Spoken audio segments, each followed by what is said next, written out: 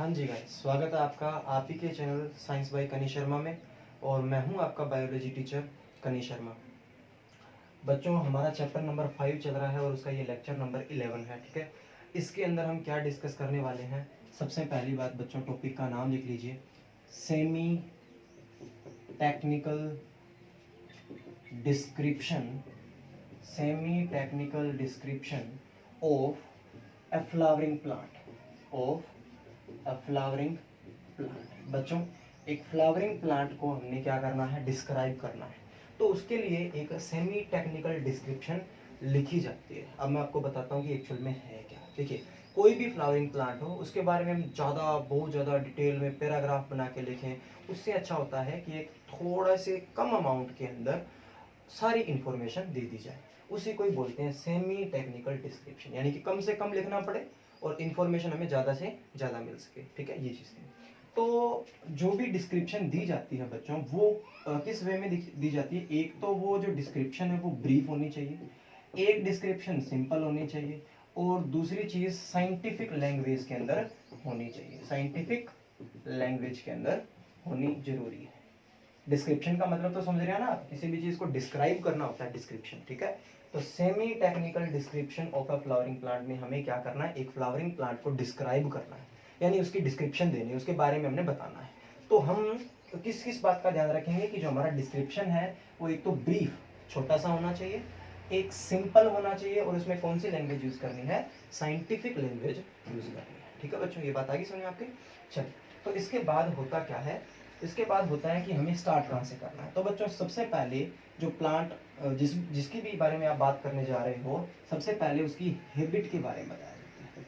Habit के बारे में, ठीक है, वो कैसा है कैसा नहीं है उसके बारे में बताया जाता है। हैबिट बताने के बाद बच्चों आप बताओगे उसके रूट, स्टेम एंड लीव्स के बारे में। रूट, स्टेम एंड लीव्स के बारे में मैं बात कर रहा हूँ बच्चों, सेमी टेक्निकल डिस्क्रिप्शन की एक फ्लावरिंग प्लांट के। भी एक फ्लावरिंग प्लांट को हम कैसे डिस्क्राइब करते हैं। तो सबसे पहले आपने हैबिट के बारे में बताना है, फिर रूट, स्टेम एंड लीव्स के बारे में बताना है। तीसरी चीज बच्चों, ये पहली हो गई, ये दूसरी हो गई। ये सब एक्सप्लेन करने के बाद फिर आप कहाँ आते हो, उसके बाद आप आते हो बच्चों फ्लोरल पार्ट्स के ऊपर। आप फ्लोरल पार्ट्स को एक्सप्लेन करोगे। ठीक है, अगर इन्फ्लोरेसेंस है तो पहले इन्फ्लोरेसेंस के बारे में बताओगे कि कौन सी इन्फ्लोरेसेंस है। अगर नहीं है तो डायरेक्ट फ्लावर पे ही आ जाओगे, और क्या क्या एक्सप्लेन करोगे। सबसे पहले कैलिक्स, फिर क्या आ जाएगा, कोरोला, उसके बाद क्या आ जाएगा, एंड्रोइशियम, और उसके बाद क्या आ जाएगा, गाइनोइशियम। ठीक है बच्चों, समझ आ रही है बात क्या कह रहा हूँ मैं। यानी कि हमारा टॉपिक ही कह रहा है हमने फ्लावरिंग प्लांट को क्या करना है, डिस्क्राइब करना, उसकी डिस्क्रिप्शन है। लैंग्वेज मैंने बता दी, साइंटिफिक होनी चाहिए। क्या क्या कहेंगे, एक तो हैबिट के बारे में बताएंगे, एक उस प्लांट के अंदर रूट कैसी है, स्टेम कैसा है, लीव्स कैसे हैं, ये बताने वाले हैं। और क्या बताएंगे, फ्लोरल पार्ट्स के बारे में बता देंगे कि कैलिक्स कैसा है, यानी उसमें कितने सेपल्स हैं, कोरोला यानी कितने पेटल्स हैं, एंड्रोशियम यानी कितने स्टेमन्स हैं, और गाइनोशियम यानी कितने कार्पेल्स हैं। ठीक है, ये सब होने के बाद बच्चों इंटरेस्टिंग चीज़ होती है, उसके बाद आप देते हो floral formula, floral formula and floral diagram. Floral formula and floral diagram. बच्चों, आपके लिए ये दोनों ही चीज़ नहीं है, लेकिन एक बार करने के बाद ये दोनों चीज़ें आपके लिए बहुत ज़्यादा इजी होने वाली है। चलिए चेक करते हैं कि ये दो चीज़ें क्या है। बाकी तो आपको पता ही है, प्लांट का हैबिट क्या है, रूट कैसा है, टैप रूट है या फाइब्रस है, स्टेम कैसा है बता सकते हो आप। ठीक है, लीव्स कैसे हैं, पिन्नेट है, पाल्मेट है, सिंपल है, कैसे हैं। फ्लोरल पार्ट्स के बारे में बताना है, कैलिक्स, कोरोला, एंड्रोशियम, गाइनोशियम। नई चीज़ क्या है, floral formula and floral diagram. बच्चों, यहाँ ये जितने भी चीज़ आप लिखोगे ना, उसके लिए एक फॉर्मूला बनाया जाता है जिसको हम क्या बोलते हैं, फ्लोरल फॉर्मूला। ठीक है, तो सबसे पहले हम फ्लोरल फॉर्मूला पे डिस्कस करते हैं कि एक्चुअल में होता क्या है। चलिए, फ्लोरल फॉर्मूला। अब बच्चों, फ्लोरल फॉर्मूला जो है वो सारी जितनी भी डिस्क्रिप्शन है ना, उसका एंड रिजल्ट होता है। जैसे कि आप कंक्लूजन निकालते हैं ना किसी भी बात का, पूरी स्टोरी बता दी, नीचे कंक्लूजन, वैसे ही आप पूरा डिस्क्रिप्शन देने के बाद फ्लोरल फॉर्मूला बनाते हैं, फ्लोरल फॉर्मूला बनाते हैं। ठीक है, तो ये जो है किसी भी प्लांट का एक मेन डिस्क्रिप्शन होता है कि उसकी फ्लावर के बारे में, कि उसके फ्लावर के अंदर क्या क्या चीज़ कैसे प्रेजेंट होती है। तो बच्चों, floral formula it is a collection of symbols, यानी इसमें बहुत सारे सिंबल्स यूज किए जाते हैं। ठीक है, बहुत सारे सिंबल्स यूज किए जाते हैं। अब देखिए कि वो किस जो सिंबल्स यूज किए जाते हैं वो कौन सा सिंबल किस पार्ट के लिए यूज किया जाता है। ठीक है, फ्लोरल फॉर्मूला में कुछ नहीं होते, सिंबल्स होते हैं अलग अलग, जैसे कि कैलिक्स के लिए अलग सिंबल हो गया, कोरोला के लिए अलग हो गया, एंड्रोशियम के लिए अलग हो गया, वही हमने डिस्कस कर रहे हैं। उसकी कलेक्शन जो वही क्या बनाती है, फ्लोरल फॉर्मूला बनाती है। तो सबसे पहले बच्चों, अगर आपका जो गिवन फ्लावर, ध्यान देना बच्चों, ये चीज बहुत ज्यादा इंपॉर्टेंट है, अगर आपका गिवन फ्लावर एक्टिनोमॉर्फिक है, याद है आपको एक्टिनोमॉर्फिक, याद होगा, अगर आपका गिवन फ्लावर एक्टिनोमॉर्फिक है, कहने का मतलब उसको आप किसी भी प्लेन से कट कर दो वो इक्वल हाफ में डिवाइड हो जाएगा। अगर आपका फ्लावर एक्टिनोमॉर्फिक है तो उसके लिए आप जो सिंबल यूज करोगे वो होगा प्लस का, ऐसे करके, ठीक है। अगर आपका फ्लावर एक्टिनोमॉर्फिक है, आपको कह दिया जाए फ्लोरल फॉर्मूला बनाओ, तो आप जो है उसमें सबसे पहले सिंबल क्या लगाओगे, प्लस का। सही है बच्चों। अगर आपका फ्लावर एक्टिनोमॉर्फिक नहीं है, आपका फ्लावर जाइगोमॉर्फिक है, अगर आपका फ्लावर जाइगोमॉर्फिक है तो आप क्या लगाओगे, ये परसेंटेज का साइन। बच्चों मैंने पहले ही कह दिया फ्लोरल फॉर्मूला क्या है, कलेक्शन ऑफ सिंबल्स, यानी पूरे फ्लावर की जो डिस्क्रिप्शन है वो हमने सिंबल्स में रिप्रेजेंट करनी है। तो सबसे पहली बात, अगर आपका गिवन फ्लावर एक्टिनोमॉर्फिक है तो प्लस का सिंबल आएगा, जाइगोमॉर्फिक है तो परसेंटेज का सिंबल आएगा। सही है बच्चों। अगर आपका फ्लावर बाइसेक्सुअल है, अगर आपका फ्लावर बाइसेक्सुअल, बाइसेक्सुअल का मीनिंग आपको पता होगा, मेल भी है फीमेल भी है, तो सिंबल बच्चों रहेगा ये, ठीक है। अगर आपका फ्लावर बाइसेक्सुअल है तो ये सिंबल रहेगा। अगर आपके फ्लावर में सिर्फ मेल पार्ट है, यानी मेल फ्लावर अगर आपका, तो आप सिंबल यूज करोगे ये, और अगर आपके फ्लावर में सिर्फ फीमेल पार्ट है तो आप सिंबल यूज करोगे ये वाला। सही है बच्चों। यहाँ तक एक्टिनोमॉर्फिक है तो प्लस का, जाइगोमॉर्फिक है तो परसेंटेज। बाइसेक्सुअल की बात करूं तो ऐसा सिंबल आएगा, मेल है तो ऐसा, फीमेल है तो ऐसा। सही है। ये यूनिसेक्सुअल फ्लावर के बारे में हो गया। उसके बाद सबसे इंटरेस्टिंग बात बच्चों ये आती है, उससे पहले थोड़ा सा एक और चीज बताना चाहता हूँ। अगर आपके फ्लावर के अंदर ब्रैक्ट है, याद है ब्रैक्ट, लीफ लाइक स्ट्रक्चर जो सराउंड करती है, याद है ना। अगर आपके फ्लावर के अंदर ब्रैक्ट्स हैं तो सिंबल आएगा बी आर, ठीक है। और अगर आपके फ्लावर के अंदर ब्रैक्ट्स नहीं है तो सिंबल आएगा ई बी आर। समझ आ गई बात बच्चों। ब्रैक्ट्स है तो बी आर, ब्रैक्ट्स नहीं है तो ई बी आर। फिर फ्लावर अगर आपका एक्टिनोमॉर्फिक है तो प्लस, जाइगोमॉर्फिक है तो परसेंटेज। अगर आपका फ्लावर बाइसेक्सुअल है तो ये सिंबल आएगा, मेल है तो ये, फीमेल है तो ये। उसके बाद नेक्स्ट आता है बच्चों, उसके बाद स्टार्ट हो जाते हैं फ्लोर जो पार्ट्स हमारे, उनकी बात करते हैं। कैलिक्स के लिए जो सिंबल है वो है के, ठीक है। कैलिक्स के लिए सिंबल क्या है, के। कोरोला जो होता है, कोरोला, उसके लिए जो सिंबल रखा गया है वो है सी। जो एंड्रोइशियम होता है, एंड्रोइशियम, उसके लिए जो सिंबल होता है ई, ठीक है। और जो गाइनोशियम होता है, गाइनोशियम, उसके लिए जो सिंबल लगता है वो लगता है बच्चों जी, ठीक है। ये सिंबल्स है बच्चों, ये फ्लोरल फॉर्मूला में यूज होते हैं सिंबल्स, ठीक है। आप थ्योरी पार्ट पढ़ सकते हो उसके अंदर, मैं ज्यादा थ्योरी पार्ट में नहीं जाना चाहूंगा, सिंबल्स डायरेक्ट बता देता हूँ आपको। अगर गिवन फ्लावर में ब्रैकेट्स हैं तो आप बी आर लगाओगे, नहीं है तो ई बी आर लगाओगे। गिवन फ्लावर अगर आपका एक्टिनोमॉर्फिक है तो प्लस लगाओगे, अगर वो जाइगोमॉर्फिक है तो परसेंटेज लगाओगे। गिवन फ्लावर बाइसेक्सुअल है तो ये, मेल है तो ये, फीमेल है तो ये सिंबल। कैलिक्स के लिए के फिक्स रहता है हमेशा, कोरोला के लिए सी रहता है फिक्स, एंड्रोशियम के लिए ए रहता है और गाइनोशियम के लिए जी रहता है। अब से ये क्या देता है हमें, फ्लोरल फॉर्मूला। भाई बच्चों फ्लोरल फॉर्मूला जो है अपने को, एक तो फ्लावर के अंदर जितने भी पार्ट्स हैं वो बता देता है, एक उनके बीच में कैसा रिलेशन है वो भी बता देता है, ठीक है। चलिए ये हो गया। अब बच्चों एक एग्जांपल लेके कंसिडर करते हैं कि एक फ्लोरल फॉर्मूला को डायरेक्टली कैसे लिखा जाता है। हम एग्जांपल लेंगे मस्टर्ड प्लांट का, उसके अंदर हम देखते हैं, ठीक है। उससे पहले थोड़ा सा एक और बात बताना चाहूंगा, जैसे फॉर एग्जांपल बच्चों आपके गिवन फ्लावर में सेपल्स जो हैं वो 5 हैं, गौर करना। गिवन फ्लावर में सेपल्स 5 है और हम जानते हैं सेपल्स के ग्रुप को क्या बोलते हैं, कैलिक्स। तो आप के बेस में आप क्या लिखोगे, 5 लिखोगे। धीरे धीरे आ जाएगा समझ में, कुछ नहीं है।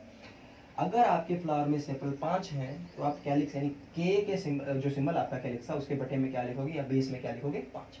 अगर ये सेपल्स फ्यूज्ड हैं, गौर करना बच्चों आपने पढ़ रखा है, अगर ये सेपल्स फ्यूज्ड हैं तो आप क्या कर दोगे, इसको ब्रैकेट में बंद कर दोगे, आसान।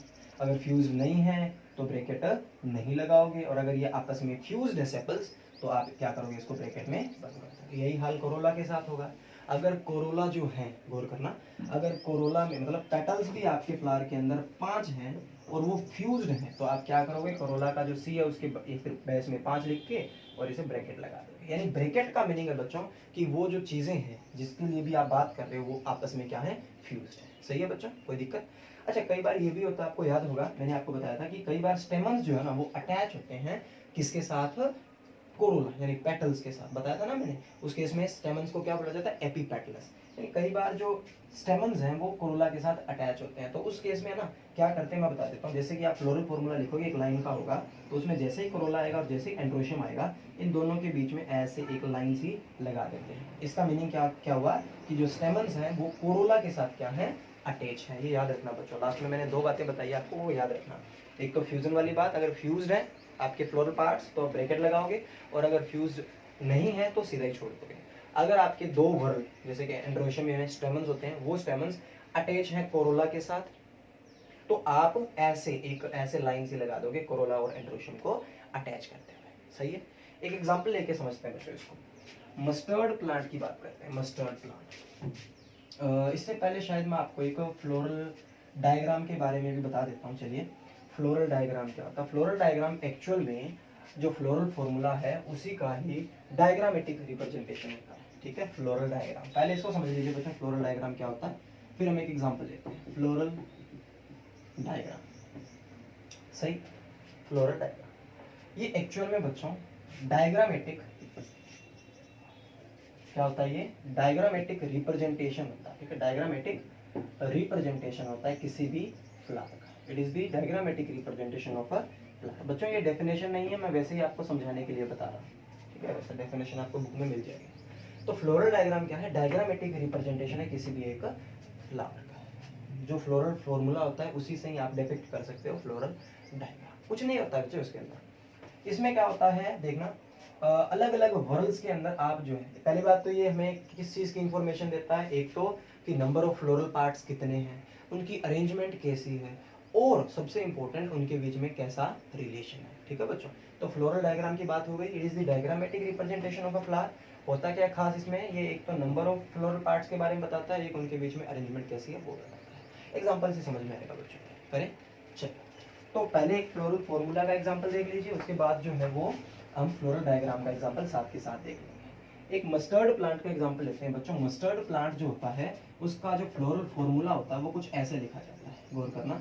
फ्लोरल फॉर्मूला जो होता है वो कुछ ऐसे लिखा जाता है, देखना कैसे, प्लस, समझ गए आप, यानी इसका जो मस्टर्ड प्लांट है उसका जो भी फ्लावर है वो कैसा है, एक्टिनोमॉर्फिक है। अभी बताया था प्लस के लिए एक्टिनोमॉर्फिक या एक्टिनोमॉर्फिक के लिए प्लस। उसके बाद बच्चों ये सिंबल दे रखा है, यानी क्या ये बाइसेक्सुअल है ना, क्या ये बाइसेक्सुअल है। उसके बाद बच्चों दे रखा है कैलिक्स।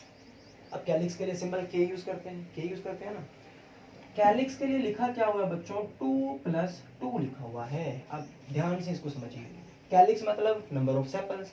सेपल्स कितने हैं, 4 हैं, लेकिन 2 ग्रुप्स के अंदर है, 2 अलग हैं, 2 अलग हैं। अभी बताता हूँ, ये फ्लोरल डायग्राम में समझ में आएगा आपके। टोटल सेपल्स कितने हैं, 4, 2 का ग्रुप अलग है, 2 का ग्रुप, सही है। उसके बाद आता है कोरोला।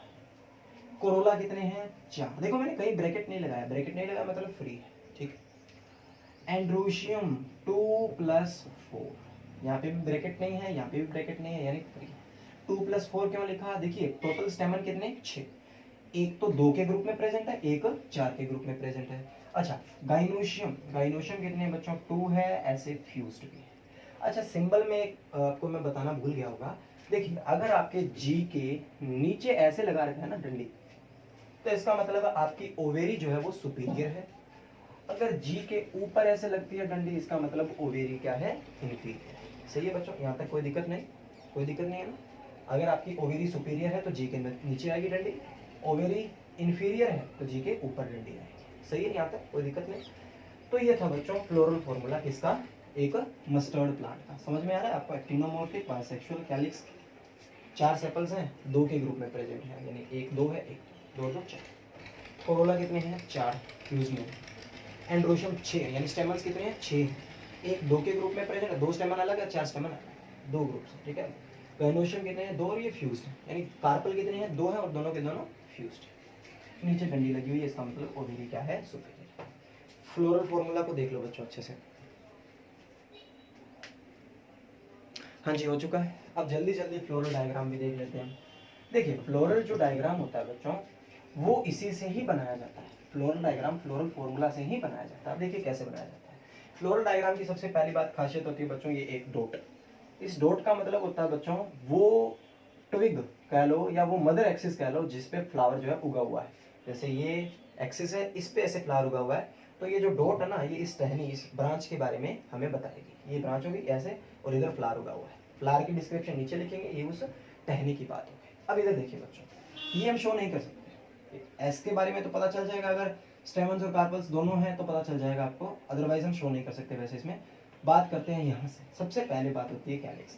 कैलिक्स बाहर से सबसे बाहर होती है, सेपल्स ही होते हैं ना, तो कैलिक्स सबसे बाहर होंगे। देखिए 2+2 का मतलब क्या है बच्चों, कि जो कैलिक्स यानी सेपल्स हैं वो 2 ग्रुप्स में प्रेजेंट है। एक तो आपका सेपल है कुछ यूं, ठीक है, और ऐसे ही एक सेपल है आपका कुछ यूं। अब देखिए टोटल सेपल्स कितने हैं आपके, 4, 2 ग्रुप्स में, ठीक है। चलिए 2 ग्रुप्स मतलब देखिए 2 ये हो गए बाहर की साइड, अब 2 आप बना दीजिए अंदर की साइड। कुछ ऐसे ग्रुप के अंदर प्रेजेंट होते हैं सेपल्स, ठीक है बच्चों। देख लीजिए सेपल कितने होते हैं, 4, 2+2 यानी 2 ये आउटर वाले प्लस 2 ये अंदर वाले। बच्चों अगर ये अंदर या बाहर नहीं होते, सिर्फ एक ही प्लेन में होते, तो हम सीधा यहाँ पे 4 ही लिख देते। 2+2 क्यों लिखा है, क्योंकि ये 2 और ये 2, सही है। उसके बाद देखिए कोरोला 4 है और फ्यूज नहीं है, और देखिए 4 लिखा हुआ मैंने, यानी एक ही वर्ल के अंदर है। अब 4 आप वो बना दीजिए कोरोला। कैसे बनाएंगे, कैसे जी, ऐसे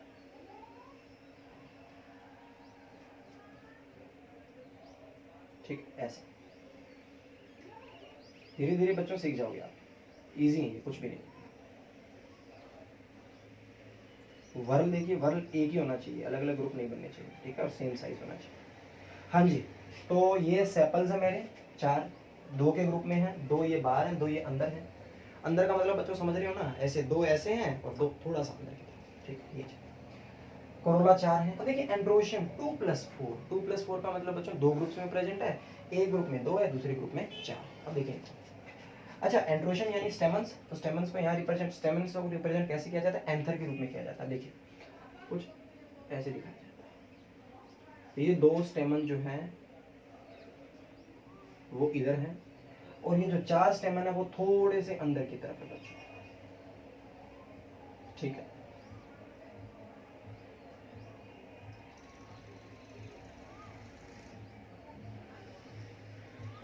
कुछ ऐसे, सही है बच्चों। एंड्रोशियम देखिए स्टेमन 6 हैं, 2 बाहर साइड है ये रहे, और 4 अंदर साइड है ये, सही है। अब यहाँ देखिए गाइनोशियम क्या लिख रखा है 2, यानी कि मतलब ये बच्चों यहाँ पे कि कार्पल 2 है, बाई कार्पलरी ओवेरी है, 2 कार्पल हो तो बाई कार्पलरी, और फ्यूज्ड है तो सिन कार्पस। इसका मीनिंग क्या हुआ, बाय कार्पलरी सिन कार्पस ओवेरी, और ओवेरी सुपीरियर है बच्चों, दिख भी रही है आपको। तो देखिए यहाँ क्या बनाना है आपने, ऐसे डायग्राम सा बनाना है और कुछ ऐसे से बनाना है,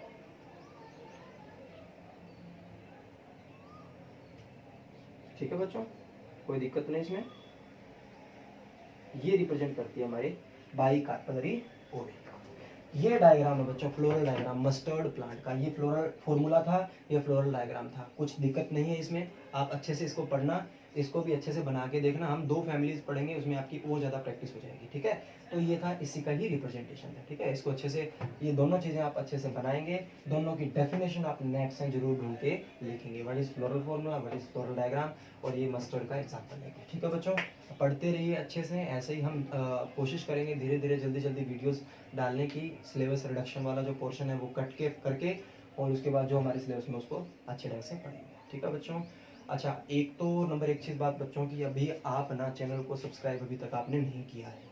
बहुत सारे बच्चे हैं जिन्होंने चैनल को अभी तक सब्सक्राइब नहीं किया है, तो आपसे रिक्वेस्ट है कि आप चैनल को सब्सक्राइब कर लीजिए और कमेंट सेक्शन में अपना नाम जरूर जरूर जरूर लिखें, ठीक है बच्चों। Thank you.